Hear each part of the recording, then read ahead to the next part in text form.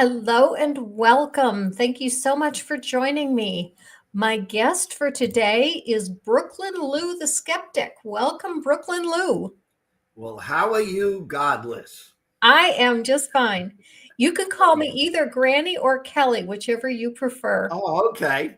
Um, And I said, Granny, because okay, I go along with your branding, okay, Granny. okay. And Lou, the first thing, when I think of Brooklyn, I always think of, and I know they aren't there anymore, and I know it's been a long time since they were there, but the first thing I think of is the Brooklyn Dodgers. Ah, yes. I So, I are was you born in Brooklyn. you were born in Brooklyn? Do you still live in Brooklyn? No, no, no. I live in Florida, Oh, okay. and my dad was a big Brooklyn Dodgers fan. He was. Yeah, from way back at Ebbets Field Uh-huh. when they Uh-huh. used to play there. Are you a baseball fan?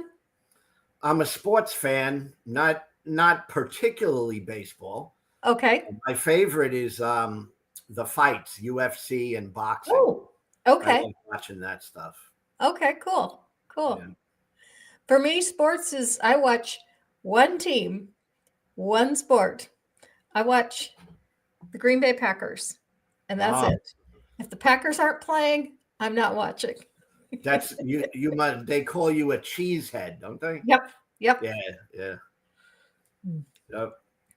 So Lou has a YouTube channel that's fairly new, and there is a link to Lou's channel pinned in the chat, and it's also in the description. And Lou could definitely use some more subscribers. He is very undersubbed, so if everyone could go and subscribe to Lou's channel, I would most appreciate that, and I'm sure Lou would too. Thank you. Thank you, Granny. So Lou, tell us a little bit about your channel and what you do there. Well, what I'm doing is generally exposing, Christian theology. All right. And I started the channel and got more active due to politics, really, but I'm not covering politics. When Donald Trump won the election, I Mm-hmm. got super motivated to do something because Mm-hmm. I'm not a right winger anymore. I Mm-hmm. was, in my past, a right wing Christian. Mm-hmm. Um, I just thought it was horrible. I was holding my Kamala Harris signs prior to the election, hoping that she might win, and that's only because I look at Donald Trump as just a criminal, and the I fact that was God, absolutely flabbergasted this past week as he is trying to rewrite history, claiming that Ukraine is responsible for Russia invading them, and he's trying to force them into a peace negotiation where Ukraine would owe the United States 50% of their resources for all of time. yeah, That is absolute lunacy. I mean, that's like, you see the backyard bully picking on someone and going and telling him that unless you give him half, he gives you half of his lunch money. The kid's down, not the bully. You tell the kid that's down, he has to give you half his lunch money for the rest of his life. mm-hmm. And you're going to help the bully to bully him. Mm-hmm. Yes. In New York, we used to call that a shakedown. Yeah, yeah. You know, I'm just hoping that Europe has the strength to back the United States down. I think they have to be united if they're to do something. Right, right. Yeah. I am hoping that Europe will put up a united front and back us down because this is absolute insanity. Yeah, I thought that one of the primary reasons that Trump got elected, and I really was campaigning against Trump. Mm-hmm. Not that I was a huge Kamala Harris person, but I was like anybody, because I see a real danger with Donald Trump as president. I do Like too. really, really bad danger. So I was campaigning, and what I gathered was Trump's strength was coming from a couple of things. One was the ability to lie to people and Mm-hmm. believe him. Mm-hmm. And then there was the like partnership with the religious right, Right. Mm-hmm. and Yep. that was what I saw, and I couldn't believe that he won. I really thought Harris was going to win, right? But when he won, I decided that the only way to try to fight this sort of thing is to get your voice heard. And I don't have, much of a voice. I'm not famous. I don't have any big power at all. But at least I could go on YouTube and talk about, you know, religion and the harms that religion does to human beings. And at least maybe some people will see a different side of things. Mm-hmm. Mm-hmm. Do you ever watch Godless Engineer? Yes, yeah, I've seen them. Yep. Because his slogan is stand up and use your voice. And yes, that's exactly what you're doing. Even if you're a small voice, stand up and use your voice. And when I started my YouTube channel, I didn't have much of a voice either, but over the last 5 years, I've been able to build up a following. And once you do that, your voice becomes heard by more people. Yeah, and that's my goal for this year. You know, I decided to become a little more serious this year and try to express my thoughts. And I have a background in Christianity, so I think I'm well able to talk Bible. At least on a working level with people. Mm-hmm, mm-hmm. And then talk the atheism that I have in me now. So On your channel, do you do scripted videos, live videos, or both? I do nothing scripted. Okay. I mean, I should do that, but I just haven't. I mean, all I do is I go on my cell phone and I'll just wing something that I Okay. feel like talking about at that minute, and then I'll post it, or I'm doing lives, Mm-hmm. where I get a lot of Christians and some atheists pop in there too. I've gotten a few people. I have one moderator who is now moderating that is an atheist that's been around a long time. So I'm grateful for that. Mm-hmm. Yeah, the videos that I do that are not live, obviously this is a live stream, but the ones that I'm doing that are not live, those are scripted. I usually spend the entire day on Monday writing the script, and then I shoot it on Tuesday, and I edit it on Tuesday and Wednesday, and then put it out to my patrons either Wednesday afternoon or Thursday morning, and then release it to the public on Friday.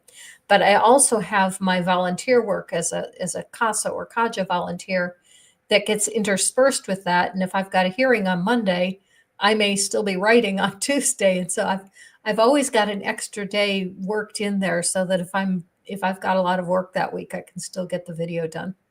Yeah, and you do an amazing job. Well, thank I you. love watching your productions.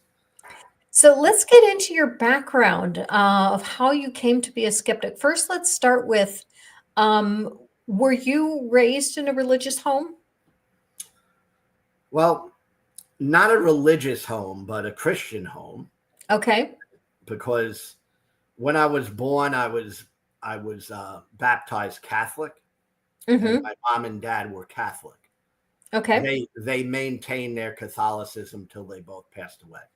Okay. That wasn't something they went back and forth on, right? But being born to a mother and father that were Catholic, of course, I got baptized. I went to the catechism, first communion, and confirmation. So, not that I was really into it, but you kind of had to do it, right? You're a kid, so you just do what you have to do. And I got my first understanding of Christianity there. And went after that, I started pretty young reading stuff. And my dad brought home a Bible. It was one of these Bibles more geared towards young people. And it was called The Way. It was a paperback Bible. I'm familiar with that one. You might remember. I think it, dates back a while. But I got into that and I really read it. It had like commentaries for young people. And I would read it and trying to figure out what I was doing in life and where I belonged in this picture. And kind of had a belief, but not a serious one. But when I got older, about in my my mid to late 20s, I dedicated my life to Jesus. I had the born again experience. So you were in your 20s before you did that, huh? Oh yeah. Mid 20s, to late 20s. Is that because you were in the Catholic Church as a child and a teen, and that wasn't a big thing in the Catholic Church? In the Catholic Church, I learned some foundational stuff, the Trinity, the basics that you would learn as a child, and I never really was into like the confession, like that never struck me as something I thought was very important, when you confess to a priest. Mm-hmm. But I believed in the basics of Christianity, but I never dedicated my life to it until I got much older. Now, was dedicating your life to it really a thing in the Catholic Church? When I was in the Catholic Church, we didn't really consider that a thing. Oh, no, it wasn't a thing to me. That's why I went outside of the Catholic Church. I became a born again evangelical, Bible toting, preaching type Christian. I had that big conversion type thing, Okay. And when you, I'm sorry, I'm going to interrupt just for a minute. Zhang Fukushang, Religion Destroyer, said that he now has an active channel. He has 4 new videos. Zhang, I just made you a moderator so you can post the link in the description. Okay, getting back to your story. So when you were in your 20s, did you hear a message from a Protestant church? Did you end up? Yeah. Okay. I went away from Catholicism. Okay.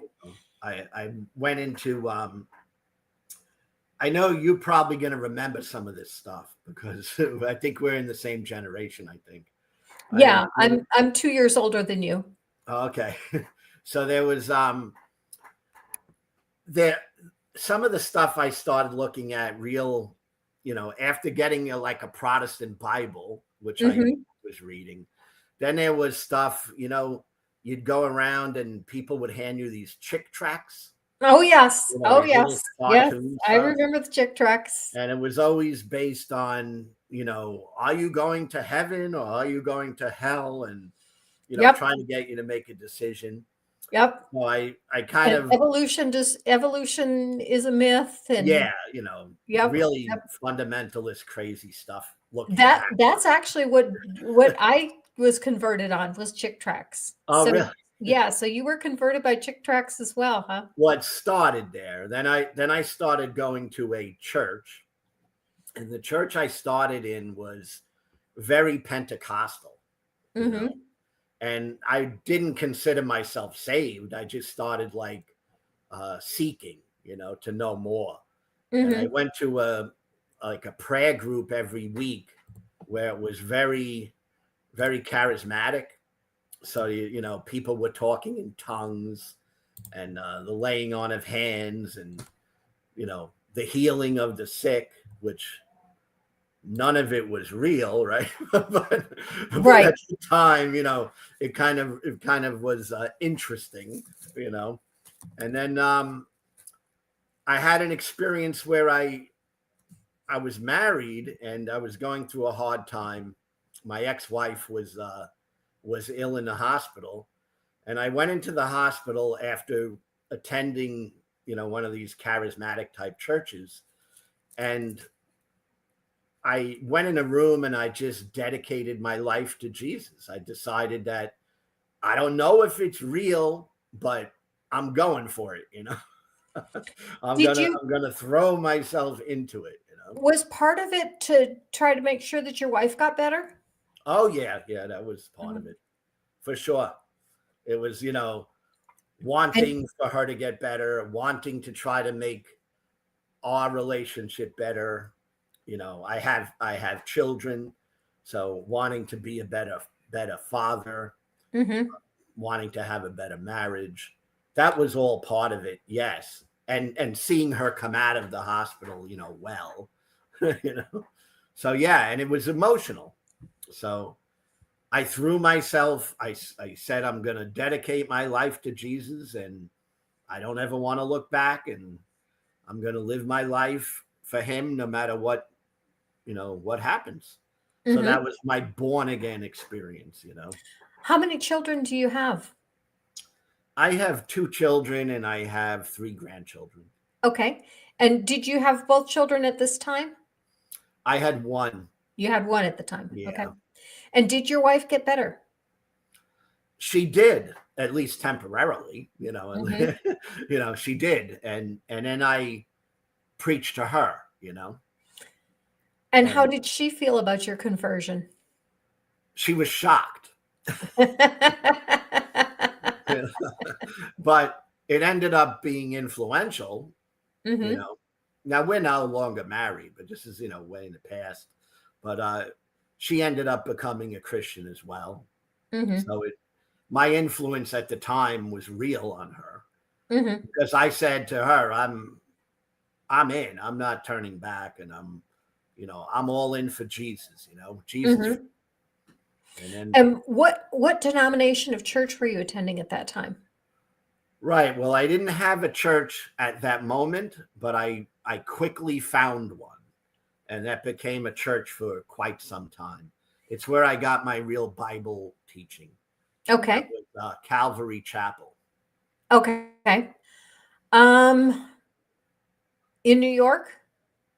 Yes, it was a small Calvary Chapel in New York. Okay. Okay. There's a very famous Calvary Chapel in Los Angeles, and that is John MacArthur's church. But I was pretty sure you didn't mean that one. No, no, And no. mhm, Calvary Chapel I went to mhm. was affiliated with Chuck Smith. I'm Yeah, not I don't know familiar if you with know him. who that is. No. He was a guy. Calvary Chapel, where I went to, is different than John MacArthur. Okay. Um, Calvary Chapel, where I went to, came out of the Jesus movement of the '60s. The I Found It movement. It was kind of like out of the hippie movement. People, there were young people converting to Christ, and Chuck Smith was a leader in that. Uh-huh.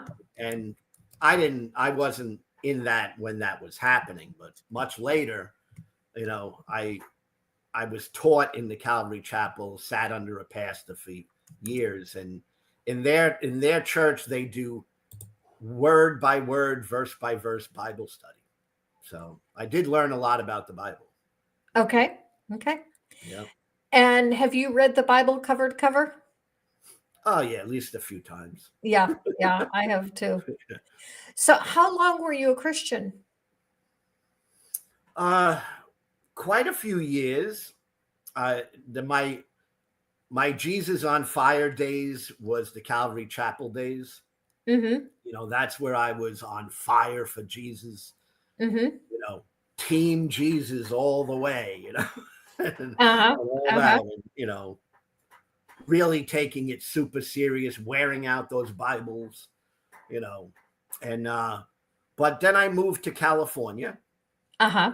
First, I moved to Florida, actually. And in Florida, I attended a more mainline church, which Okay. was a Methodist church, Okay.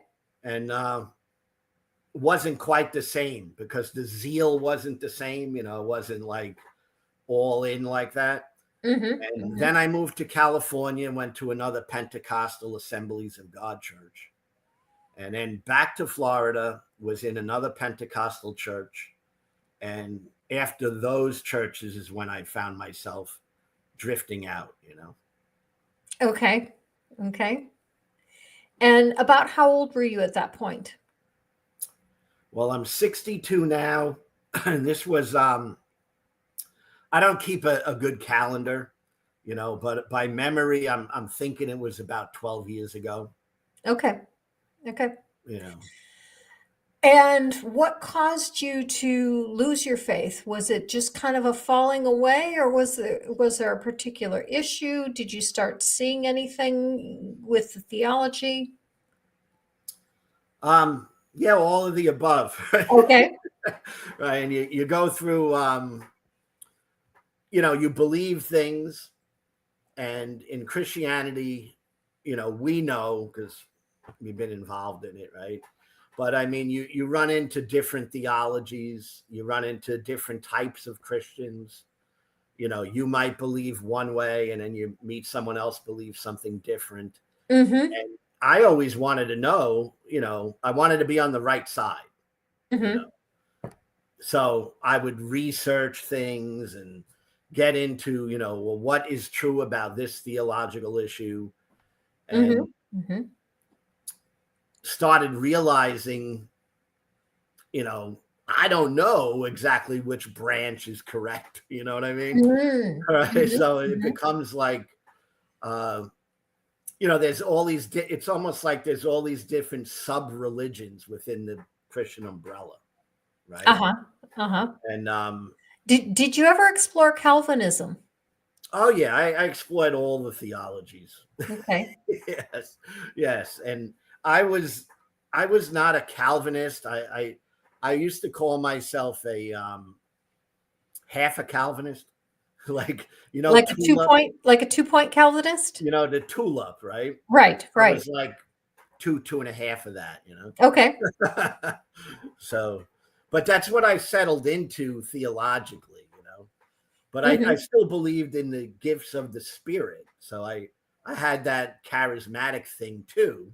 Mm-hmm. But I Mm-hmm. didn't want to be, I knew there were fake charismatics. Even back Mm-hmm. then, I knew some of them were just fake. But, Right, right. I was slain in the Spirit once. One time I remember getting slain in the Spirit. Oh, really? Yeah, which Uh, is just your own. It's Right. Yeah, human. your own falling over. Yeah. But the only reason I'm mildly surprised, I did go to a Pentecostal church for a little bit, although not for very long, because I never got into the whole speaking in tongues. I did it because that's what you were supposed to do, and that's what everyone was doing. But I also knew the entire time that this wasn't the Spirit. This was me just speaking gibberish because that's what you're supposed to do. Yeah, of course. I mean, Mhm. Christianity, I think we know this now, right? But when you're a Christian, you don't really think about it. But it's all just a head game. I mean, it's all it is. Mhm. You're kind of lying to yourself, you know, making believe, pretending. It's like, Right, right. You bring that up, and that brings up a really good point from my own life. I remember a time when I went to a Bible study that was in a person's home, and the home was just a half mile from my house. So my husband and I walked there. And as we walked up the driveway, I was thinking, okay, time to put my mask firmly in place. I am a happy Christian. We are all happy Christians. So, because Jesus loves us and Jesus died for us, life is hunky dory. And that was the mask that I wore when I would go to church, when I would go to Bible study. And I wore that mask whenever I was with extended family as well, because I had to make them believe that life is so much better as a Christian. And why would they ever want to be a Christian if they knew that my life was the same as theirs, that I had the same problems that they did? So yeah, you wore that mask. yeah, it's a head game you play with yourself, you know, but Hmm. you're coerced into it too. And Hmm. there's the whole aspect of mind control that plays a role in all that. But ultimately, I found my way out when I found myself, you know, because I think now looking back, I was a person trying to find myself, you know, is what I think it was. And how did you find yourself? Well, after looking and studying more about things other than Bible, right? I started learning about things like evolution. So what happened was uh, the more literal takes that I had on the Bible, because I was pretty literal, not to the word, but I was more of a fundamentalist, literalist type. And Bible is the inerrant word of God. yeah, you know, it Solo tells you all the scriptura. truth you need to know. You don't need to know Yeah. anything else. Yeah. You know? In fact, you don't need any other books. You could just have that one and you're fine. Right. Right. But I started, doing the research, and I realized that we evolved, from other species, and that, Adam and Eve wasn't true. All right. So that put a little damper on my literalism. That was one thing that I never even tried to come to grips with, because I was a young earth creationist for a while, but I stopped believing in young earth creationism long before I left the faith, decades before I left the faith. And I've told this story to a number of people, that it was because the young earth creationists made the error of making a falsifiable claim to me. They claimed that fish cannot grow lungs and climb out of the water. And I went to the Shed Aquarium in Chicago, and I saw this aquarium full of lungfish, fish with lungs. And it's Yeah. like, the creationists lied to me. They're right Yeah. there. I could see them. They're right in front of me. Lungfish. Yes. And Yes. that was the end of young earth creationism for me. And so then I did believe in evolution, but it never occurred to me that evolution and Adam and Eve did not go together. They were completely separate things in my mind. Adam and Eve was one thing and evolution was another. And I never tried to figure out, that the two stories didn't go together. Yeah. I that was one of the first things, Mm-hmm. and it was one at, like, I was still a Christian when I realized Adam and Eve couldn't be taken seriously. I still understood it as being a holy book, but it was mythological in that area, allegory, but Mm-hmm. then it was the Bible itself, how the canon came into being. And I kept seeing man, I kept seeing man written all over it. Right. Mm-hmm. Whereas Mm-hmm. when you're a Christian and you're being taught by Christians, you're Mm-hmm. you're like seeing God written all over it. It's like, oh, this is the book of God. And then Right. I Mm-hmm. started seeing, no, this is man. This is totally human. So Now, when you started seeing this, were you still married? yes, Okay. yep. Okay. And my ex is still a fundamentalist, born again Christian. Yeah. Does your deconversion have anything to do with the downfall of your marriage? Yes and no. Okay. It was part of it, but definitely not the whole thing. We had a lot of problems, some of which was my doing. So I Mm-hmm. know I wasn't the greatest, and there were issues she had that were very difficult too. Mm-hmm. So it was difficult, but definitely when I started drifting away, there definitely wasn't the once I realized I didn't believe in this religion, mythology, cult thing anymore, it definitely changed, because she still does believe in that. Mm-hmm. Did you see the comment that I put up here from the apostate sisters? Oh no, I am now. Yeah. Yeah. The Hey, Penn State Sisters, I appreciate you and what you're doing, and I hope to get together with you.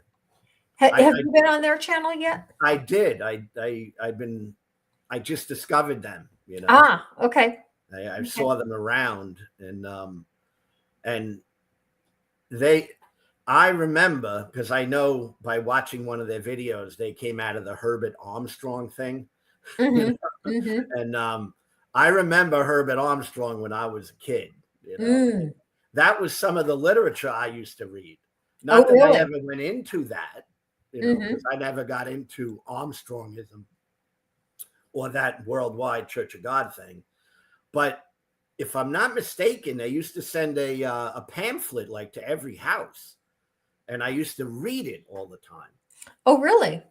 And I don't recall ever seeing that literature, but I grew up in Wisconsin, and I yeah, I don't. was in New York, and Armstrongism, I guess that's what they call it. They Mhm. never called it that, but you know, that They was. call I believe they called it the Worldwide Church of God.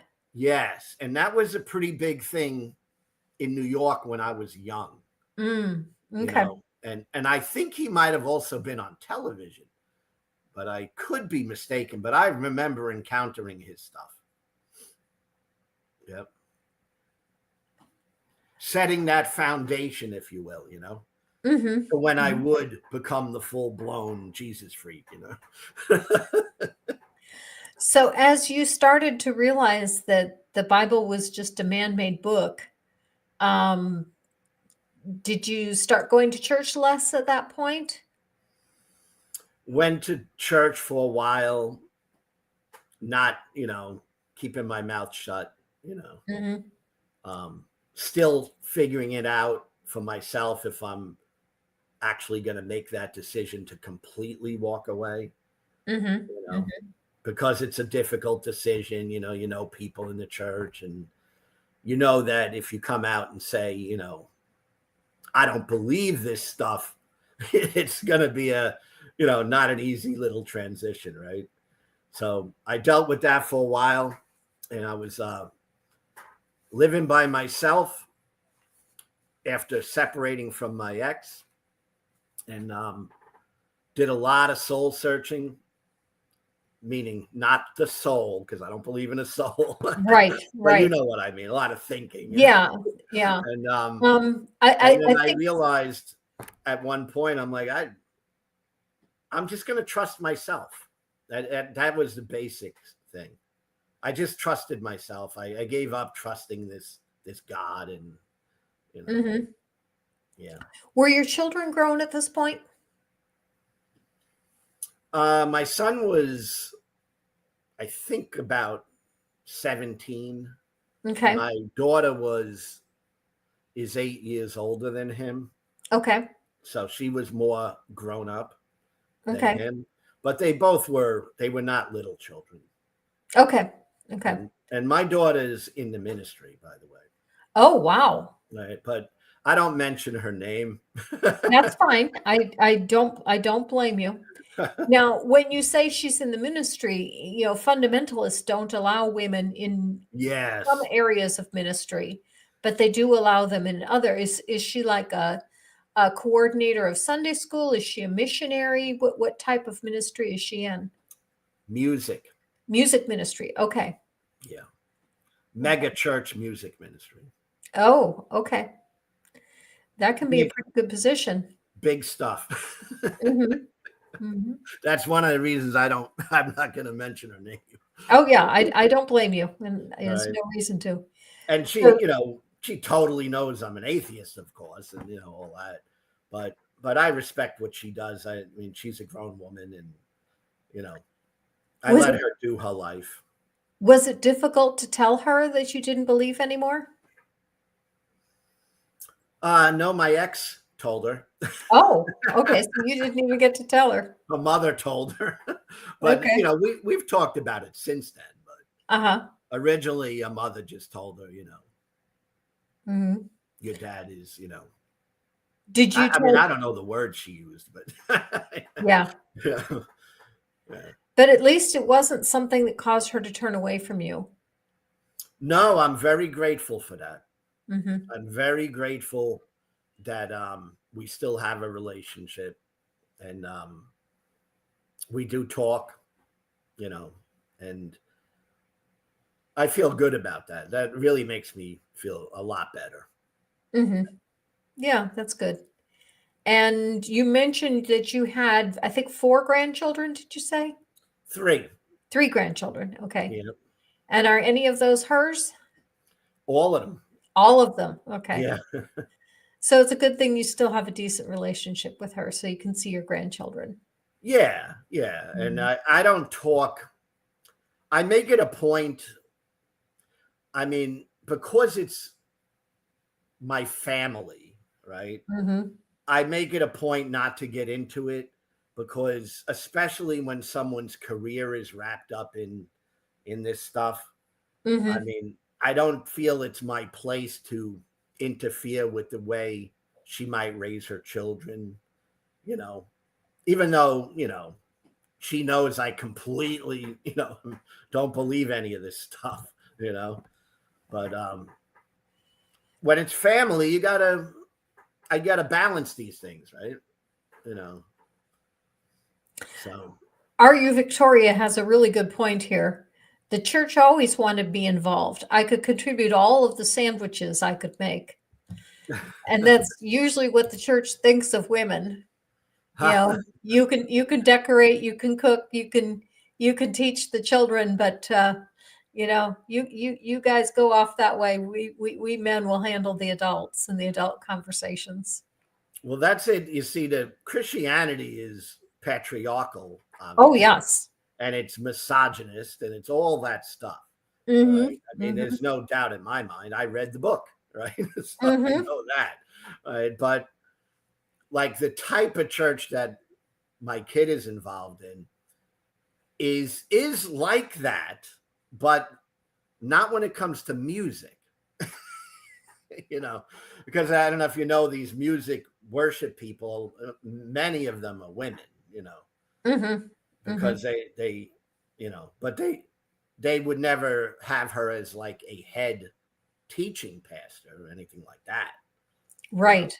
Right. But to play music and sing, and that's acceptable Right. Right. in only in that type of church. Although, if you really want to get technical, the Bible does say women are to be silent in the church, which means no singing. Oh, No. absolutely. Yeah. And she's not a Bible thumper. So she's not Ah. really, you know what I mean? There's how the Christian thing is so diverse, right? It's like, Right. Right. she's not really one that's thumping the Bible. Mm-hmm. Mm-hmm. I was more like that. Like, to me, when I was a Christian, women had no place teaching men. That was like, Right. Right. yeah. Mm-hmm. And I'm embarrassed by that now. Yeah. I'm really embarrassed. I think it's disgusting. I had a couple of men that wanted me to teach adult Sunday school and went to the pastor and said, she'd be really good at this. And no, she's a woman. She can't do it. Yeah, yeah. And I think that these are some of the worst things I see in America. It's like, I thought after I became an atheist, like maybe 12 years ago or so, I thought the country was heading out of religion. That's kind of what I thought. I thought it was going away from religion. Mm-hmm. But I kind of was wrong, because it's back, and there's this Christian dominionism that I'm seeing now, Yeah. where Christians want to dominate the government, Yeah. Yeah. dominate, the public square, and dominate the school system, and what is read, what is written, the libraries. And that's frightful to me, like really, really scary to me. It is. It's very scary. But one thing we can take a little comfort in is this is very common with almost any issue. In the 60s, we had a big cultural shift with free love. Homosexuality is okay. Sex outside of marriage is okay. And there was a huge backlash against that, which brought about the purity culture. And then when people realized just how damaging the purity culture was, and that, purity culture, that was the end of purity culture. And we end up coming away with a society where homosexuality is accepted and sex outside of marriage is accepted for the most part, except in the fundamentalist churches. And I think we're seeing the same thing with religion. We saw so many people falling away from religion because so many people are coming to realize that it's all nonsense. And a lot of that has to do with the internet, that we have so much available to us that we never did before. And I attribute a lot of it to Bart Ehrman. I remember that when I was a believer, we were warned never, ever read Bart Ehrman. Bart Ehrman was almost as bad as Satan. Yeah. And now that I've read Bart Ehrman, I can see why they say that, because he is a renowned Bible scholar. He knows what's in the Bible, and he tells you what's really there and what isn't there. And the pastors don't want you to know that. And that's one of the things that it's really hard to get through to a believer, is that the pastors have so much to hide. They know this stuff and they're hiding it from you. Now, most of them sincerely believe it anyway. They believe that there's some kind of mysterious something that is going to all be explained when they die. But they also know that, deep down, I think they all know that it's just a bunch of BS. I think a lot of people in the mega church business know it's BS. Mm-hmm. That's my hunch and just my experience talking to people in that world. I mean, the mega church model, which wasn't a thing when I was young, that really didn't exist. But actually, it did. Like, I grew up in the Milwaukee area. Yeah. And even when I was an early believer in the late 70s, early 80s, Stuart Briscoe, his church was in our area, and that was a mega church. That was one of the early mega churches. Yeah, and of course there were big churches, like Mhm. even the Calvary Chapel that I came out of was a Mhm. small church, but the movement was big. But the mega church today is absolutely 100% business. There is nothing Right. to it. Right. You're I right. mean, Because this has nothing to do with what they say it has to do with. Nothing. right. Yeah, the growth of the Stuart Briscoe church was entirely on the charisma of Stuart Briscoe. And once Stuart Briscoe was gone, that was the end of that mega church, because everything was his charisma. But you're right that today the mega church is all about money and all about making money, and it's a business, and his was not. Yeah, the early church wasn't like that. Yeah, I mean, when I was at Calvary Chapel, the pastor was sincere. Mm-hmm. Of course, now I don't believe anything he said, but he definitely was saying it with a sincerity, Mm-hmm. But I think at a lot of the mega churches, there's not even a sincerity. It is literally just a show, Especially the prosperity gospel churches. Yeah. I think it should be obvious to anyone that they don't believe what they preach, because they preach that if you give, you will get back more, even more than what you give. Okay, let's see some of these preachers put their money where their mouth is. Let's see Paula White Cain, or is that right? Paula White Cain? Yeah. Paula White. Yeah. Let's see her donate $20 million to relieving the famine in Africa. And, after her donation, she should get back more. If she actually believes what she preaches, she should have more than that afterward.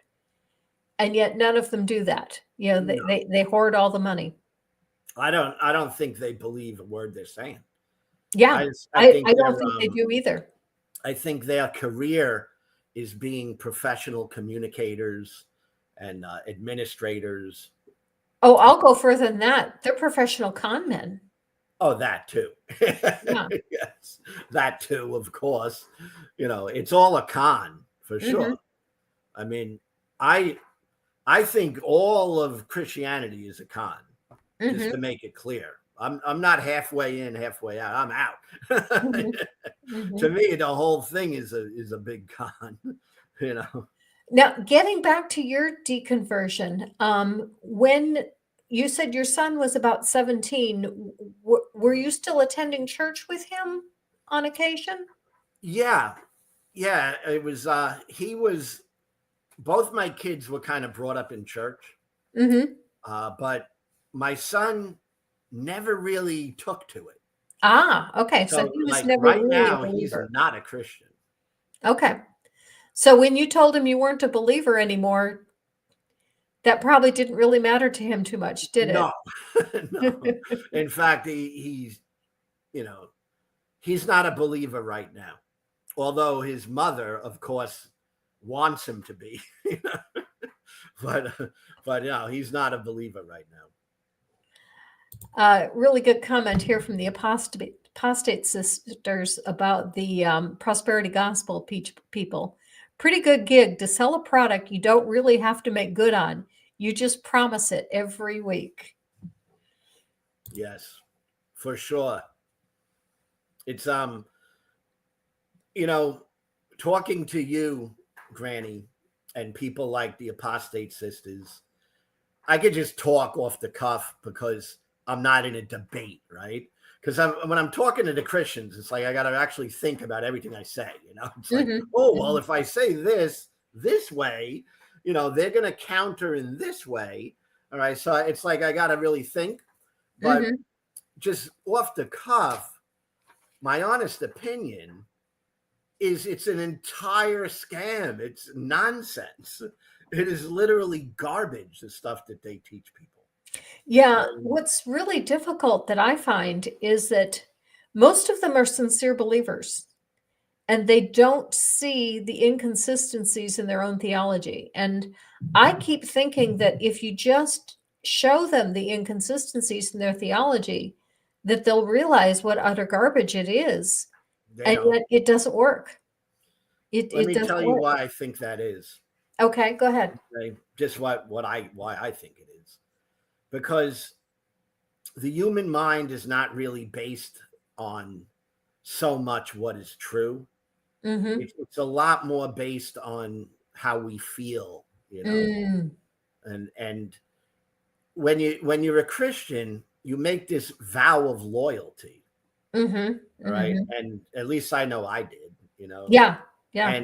And that vow of loyalty represents your honor, you know, Mm-hmm. even to yourself. You're like, well, I already said I'm going to do this, so I'm going to do it, right? And that Yep. vow of loyalty clouds you. It's like you can't see reality anymore. You know what I'm saying? You can't even see what's real. It's like it's like because what they do is they break you down mentally. I mean, they have you thinking that you're a rotten person, that you can't know nothing, that you have no value. They got you thinking your righteousness is filthy rags. Yep. So Yep. you're not even worthy of saying anything. The Mm-hmm. only thing you could say is kind of repeat what the leaders or the Bible told you, right? Mm-hmm. Mm-hmm. Because if you say anything else, it's considered nothing, Yeah. all right? Yeah. And that breaking down of the human spirit, again, not literally, but the mind, the human psychology, when you break it down like that, you know, you're not able to see reality anymore. You're brainwashed. You're in the cult. Mm-hmm. It's very hard to bring someone out of a cult because their brain is not functioning right. So that's my true feelings. Mm-hmm. Mm-hmm. I think part of it is it's also very difficult to admit what's going on. It's difficult to admit that you've been so fooled. For sure. Because you want to think that you're not vulnerable to these things. And yet we are, as human beings, we are vulnerable. Okay. Especially if you're out seeking something you are looking for, and you may not even know what it is, and that's where religion steps in. It gives you this, you feel like you're involved in something bigger than yourself, and it gives you some sort of purpose. The problem is none of it's true. Right. That's one of the things that I found, even as a believer, that we would take these tests that were, what is your spiritual giftedness? And supposedly you could take this test and it would help you find your purpose with God. And yet I was flabbergasted when I read the questions that it was like, what do you like to do? What do you enjoy doing? What do you have experience doing? What have you been doing? And I'm like, how is this finding my spiritual giftedness? All you're doing is asking me about what I'm already doing and what I already enjoy doing, and coming back and saying, there's your spiritual gift. and it's wrapped around them trying to make you a utility. You know what I mean? They want to use your ability that maybe you have and utilize it for the church. Exactly. I mean, it's a machine. It's crazy. I mean, when I think about it, it's like, I don't know how I believed the things I believed, in the past. It's like, I'm like, how in the world did I believe these things? But at the time it seemed like reasonable. So it's something I give a lot of thought to, and I think it's all in the human mind, Yep. Michael Beverly says, I did those tests for Jesus, and also when I was a used car salesman. Yeah. Okay, Brojo has a question for you. Hey, Brooklyn Lou, what part of the great borough are you from? I was born and raised and party in Sheepshead Bay. Mafia land. Sheepshead Bay. Oh, wow. But I was born in East New York. Okay. But Sheepshead Bay, back in when I remember, that was very mafia,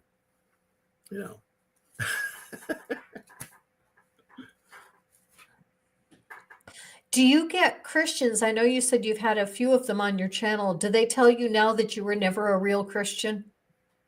Oh, yeah. That's one of the most popular things you get. They quote Romans 1:20 at you? Yeah, very, very popular comment. Uh-huh. You were never a real Christian, right? And usually the people telling you that are, half your age when you're my age, right? And they weren't even a Christian as long as I was a Christian. Yeah, they haven't even been alive as long as I was a Christian. Exactly. Yeah. And that's an example of gaslighting, right? I mean, you're gonna tell me that how I thought and what I believed, Yeah, and one of the things I like to ask them, if they're going to tell me that they can read my thoughts, I ask them, okay, what's the name of my third grade teacher? Right. If you could read my thoughts, tell me who my third grade teacher was. Right. I get you never believed. You never had a relationship with Jesus. Well, actually, in one sense, they are right, because none of that is real. Yes. I right. recognize We now. never really had a relationship with Jesus because we never met a real Jesus. Yes. Right but now, neither have they.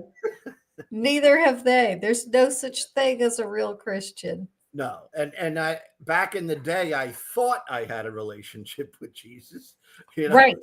I mean, that I used to think that, but I know now I had no relationship with Jesus whatsoever.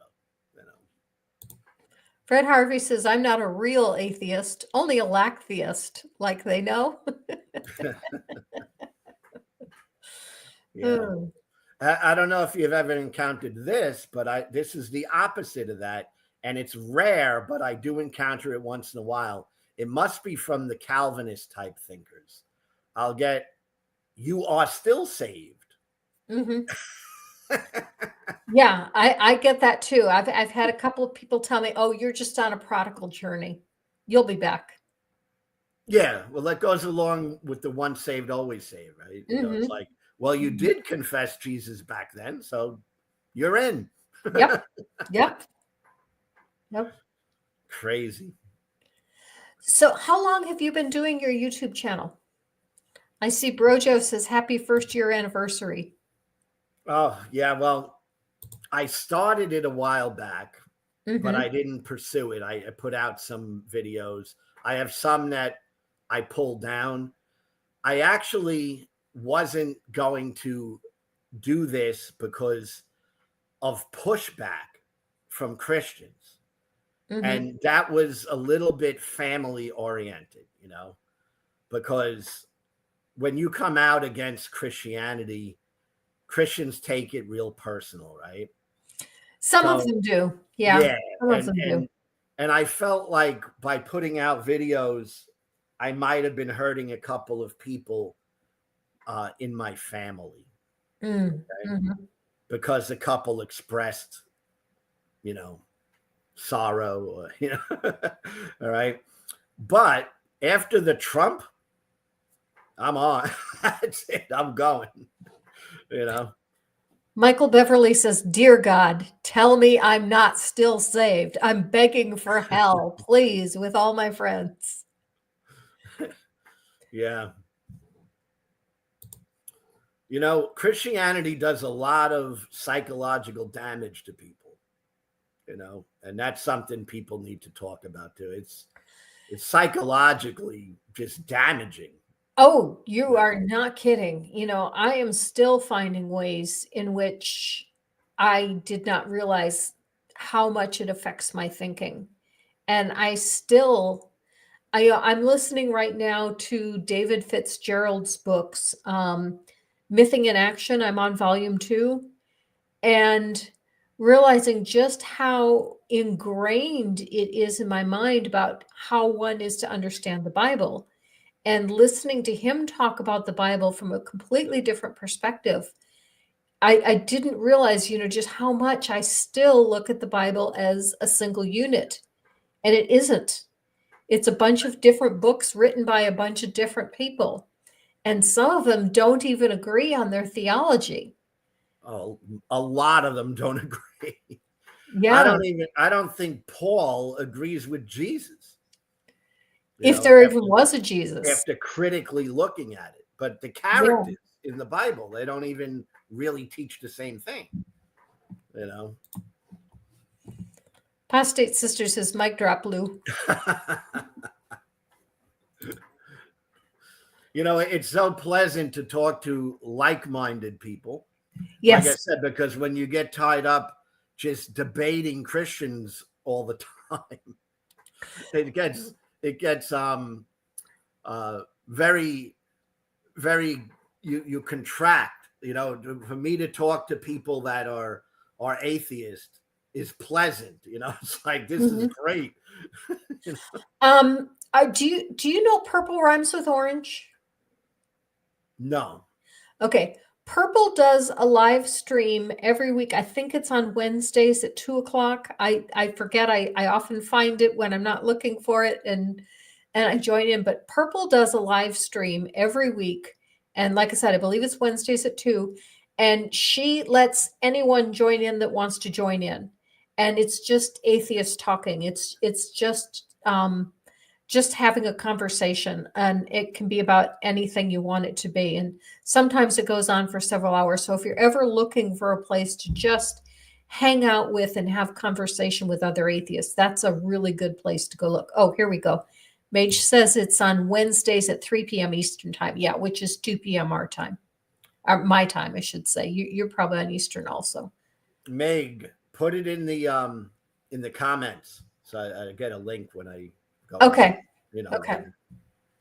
Yep. But yeah, that's a really good place to go hang out with other atheists.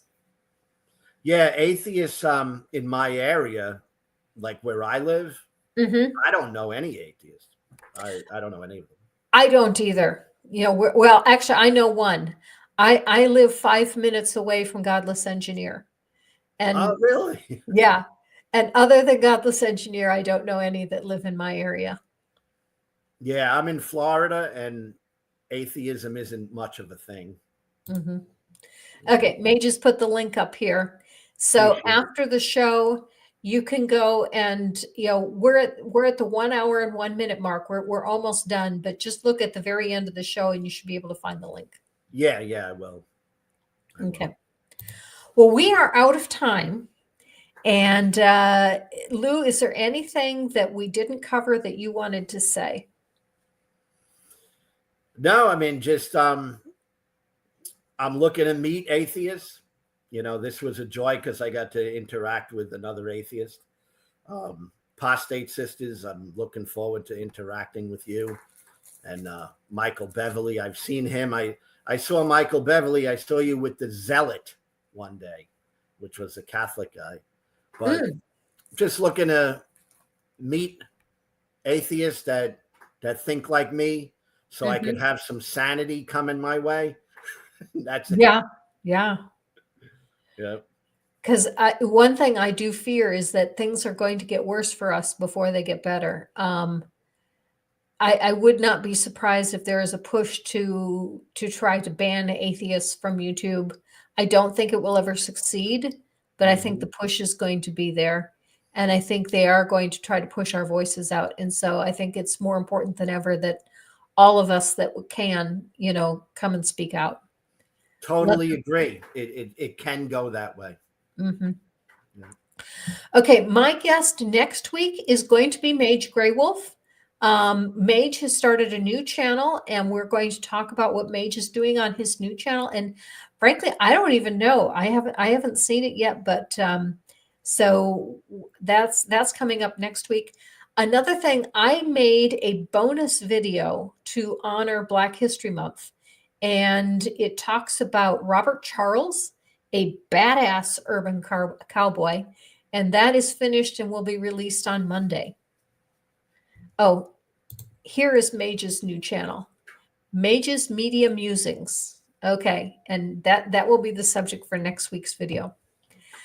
Well, Lou, thank you for coming and talking with you. It has been an absolute pleasure to have you on. Thank you so much. Live your life.